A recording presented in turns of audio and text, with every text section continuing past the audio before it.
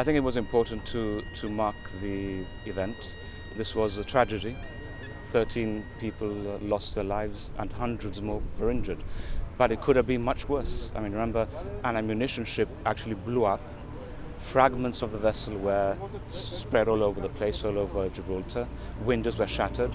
It could have been much, much worse. So although we are marking a tragedy and people sadly lost their lives, we should never lose sight of the fact that it could have been an even worse tragedy could have occurred. We cannot forget because we don't want that kind of thing, or we don't wish that kind of thing to happen again. But it did practically, it didn't destroy Gibraltar, but it caused a lot of physical damage, as well as, we mustn't forget, 13 people lost their lives on that fateful day.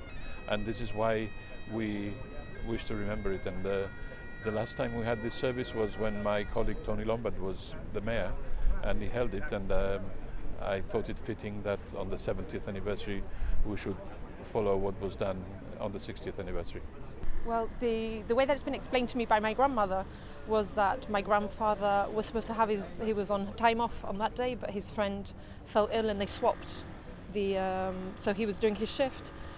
She was heavily pregnant at the time. She was due, I think, any day, sort of like after this. And unfortunately, my grandfather took the shift and ended up, being a casualty of the Bedenham explosion. My grandfather, on the day of the explosion, was walking along Roja Battery.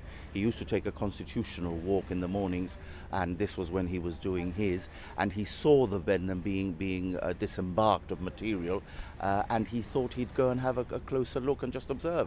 And at that precise moment, the explosion took place, and it killed him instantly.